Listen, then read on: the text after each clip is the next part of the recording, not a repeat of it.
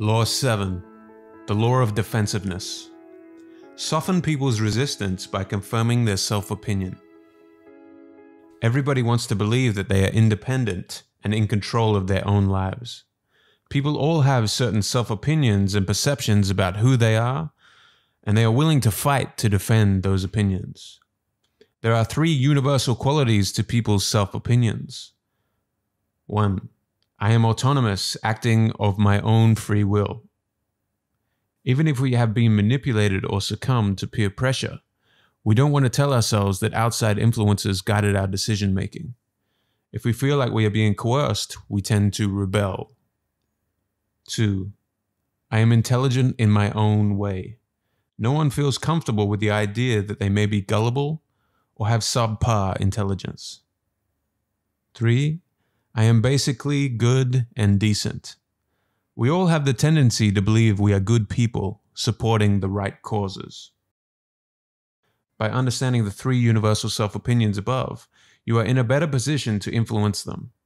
Never put someone in a situation that would trigger one of their self-opinions. You can use these 5 strategies to persuade people effectively and avoid triggering their defensiveness of the 3 universal self-opinions. 1. Transform yourself into a deep listener. Our attention is often scattered, and the reason for this is that people are more interested in their own thoughts and feelings than the person they are communicating with. The usual advice of talking less and listening more is often redundant unless there is some kind of motivation to actually listen. Treat each person you interact with as an uncharted country that is abundant with hidden surprises. Find what interests them. Look for clues in their facial expressions, like when their eyes light up, and probe deeper. The more they talk, the more you can discover their desires and insecurities. 2. Infect people with the proper mood. People are very vulnerable to the moods of others. If you are relaxed and warm-hearted, they will feel comfortable, sense this, and mirror your good mood. Gentle taps on the arms can build rapport, but avoid too much eye contact because this can be taken as a sexual connotation. 3. Confirm their self-opinion using the 3 universal self-opinions. For independence, appeal to the sense of autonomy. If you need to get their help, don't let them feel like they are being manipulated. Instead, position the favor in a way that makes the favor feel like it was their idea or choice all along. For intelligence, concede that their opinion on the matter is better than yours. This will make them feel slightly superior, lower their guards, and put them in a position where they are more willing to accept your opinions later. For their self-belief of decency and goodness, link your need to a greater cause and remind them of good deeds that they have done in the past. 4. Allay their insecurities. Once you have identified someone's insecurities, be careful not to trigger them, and then go about giving compliments and flattering them about those qualities. 5. Use people's resistance and stubbornness. Subvert people's emotions, language, and stubbornness in a constructive way.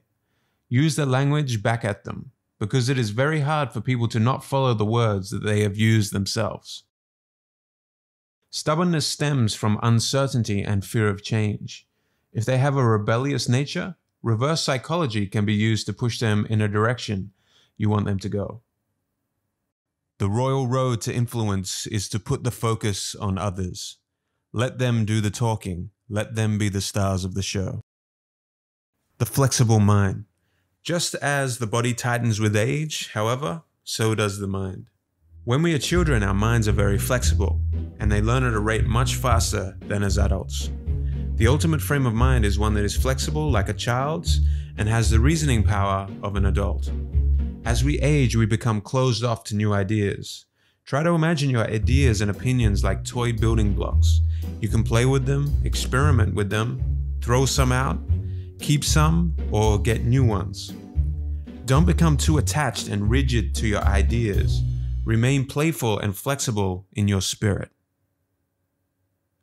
Finally, become more self-aware that you are not as good as your self-opinion makes you believe you are.